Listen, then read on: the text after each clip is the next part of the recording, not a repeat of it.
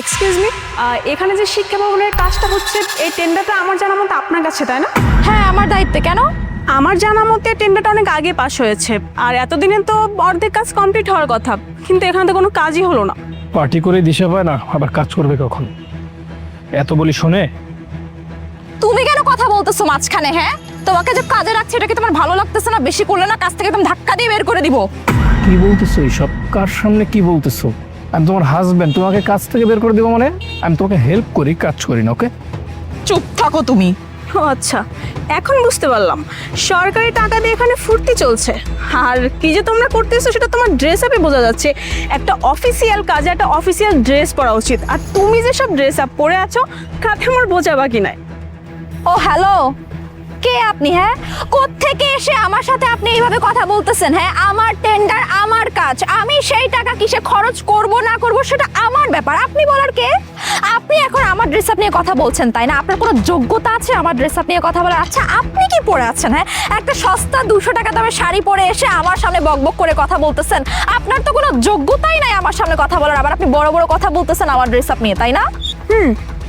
আমি না হয় 200 টাকার শাড়ি পরলাম অফিস টাইমে, আর আপনি অফিস টাইমে কী সব ড্রেস আপ পরে আছেন? আমি তো আপনার মতো এরকম ছোটো ছোটো ড্রেস আপ পরে আসি নাই। আর আপনি যে আমার ড্রেস আপ নিয়ে কথা বলছেন, এই রাইটস আমি আপনাকে কখনোই দিই নাই। আচ্ছা, আপনি হয়তো বা ভুলে গেছেন যে শাড়ি হলো বাঙালির ঐতিহ্য।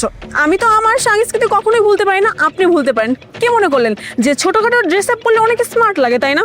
না, আর আমার তো এটা ধারণা হয়ে গেছে আপনার মন মানসিকতা যতটা ছোট, ড্রেস আপ তার চেয়ে ছোট।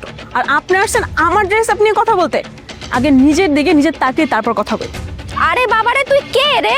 কোত্থেকে এসে আমার সাথে আমার ড্রেস আপ নিয়ে এভাবে কথা বলতেছিস? তোকে চিনি না জানি না, তুই এসে হুট করে আমাকে জ্ঞান দেওয়া শুরু করে দিলি। তুই কে রে?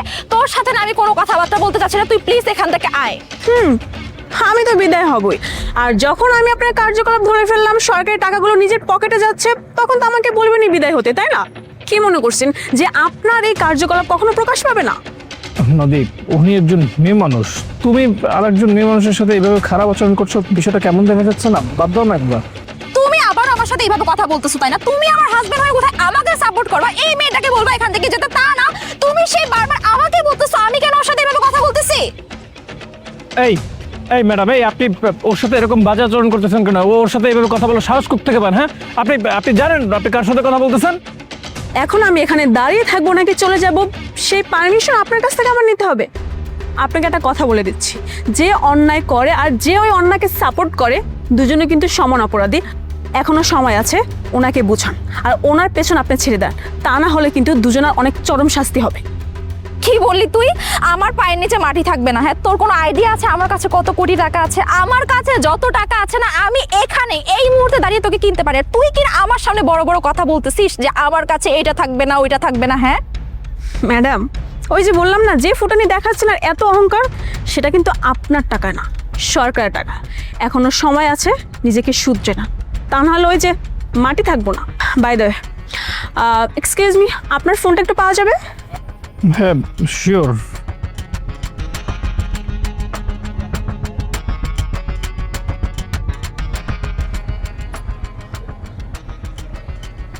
হ্যালো, আচ্ছা গাড়ি কি ঠিক হয়েছে?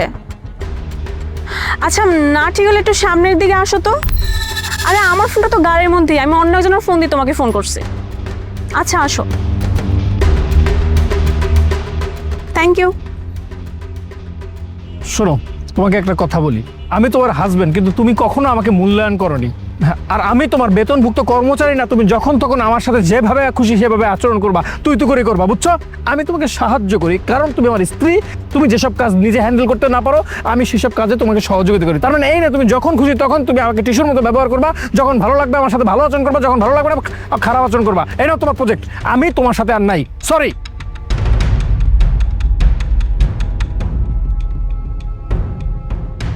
ম্যাডাম, আমি গাড়ি গ্যারেজে দিয়ে আসছি, গাড়িটা ঠিক হতে একটু সময় লাগবে।